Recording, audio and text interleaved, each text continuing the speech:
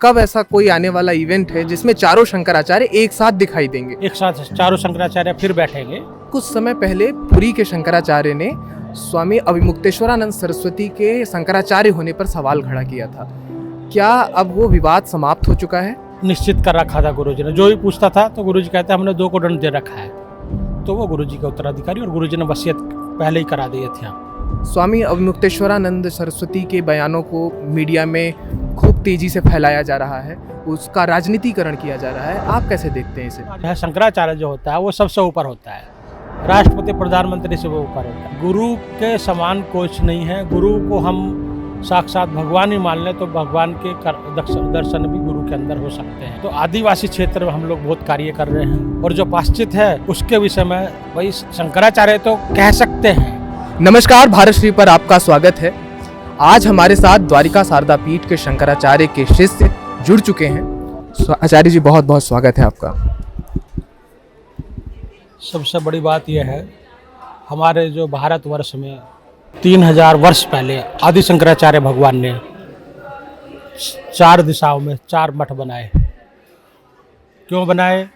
क्योंकि उस समय जो है जो बौद्ध धर्म है वो फैल गया था, पति पत्नी का भेद नहीं था, सबका नाम एक दूसरे में मिलने लगे। तो उसके बाद में भगवान आदि शंकराचार्य ने 4 दिशाओं में 4 मठ बनाए। 4 शंकराचार्य वहाँ पे रहते थे, उनके अनुसार ही सब होता था। द्वारका शारदा पीठ के प्रथम आचार्य हुए हैं। उसके बाद में ये हम लोग की परंपरा चल रही है और अखंड चल रही है वो, और हमेशा चलती रहेगी। आचार्य जी, लोगों में ये जिज्ञासा है कि कब ऐसा कोई आने वाला इवेंट है जिसमें चारों शंकराचार्य एक साथ दिखाई देंगे। लोग देखना चाहते हैं चारों शंकराचार्यों को एक साथ। पहले भी क्या जो है चतुष्पीठ सम्मेलन हो चुके हैं, 2-3 हो चुके हैं, फिर भी होगा, कोई दिक्कत नहीं है उसमें। कोई ऐसा नहीं है कि एक साथ जिज्ञासा है एक साथ चारों शंकराचार्य फिर बैठेंगे, कोई ऐसा नहीं है।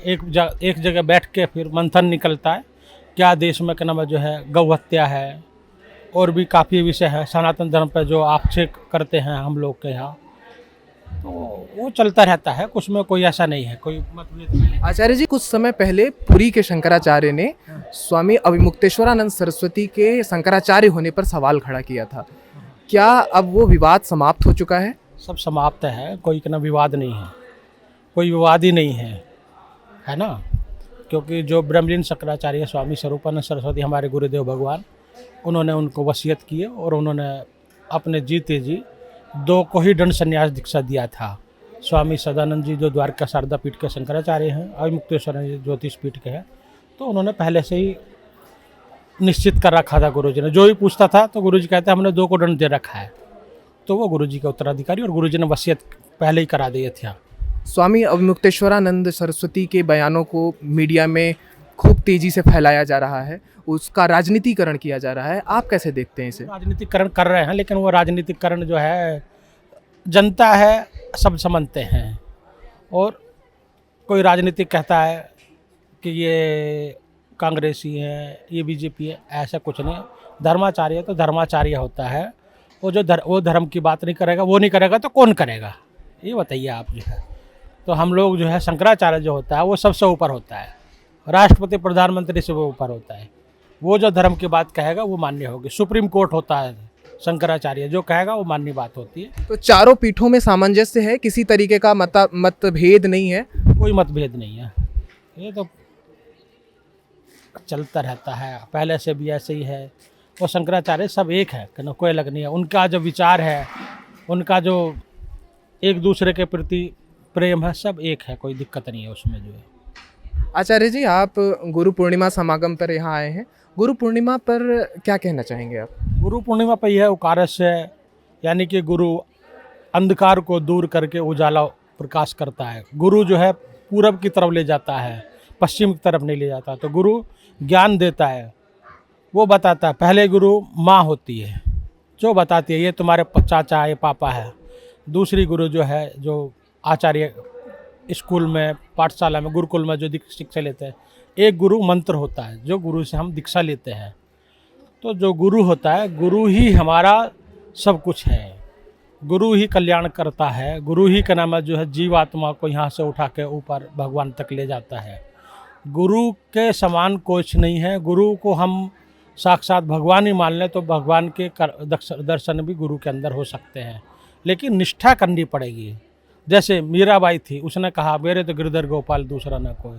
ऐसे ही गुरु के प्रति निष्ठा बन जाए तो साक्षात भगवान का दर्शन हो जाएगा। आचार्य जी, एक और सवाल कि जिस तरीके से हमारा देश पाश्चात्य संस्कृति की ओर तेजी से बढ़ता जा रहा है, शंकराचार्यों की बड़ी जिम्मेवारी होती है।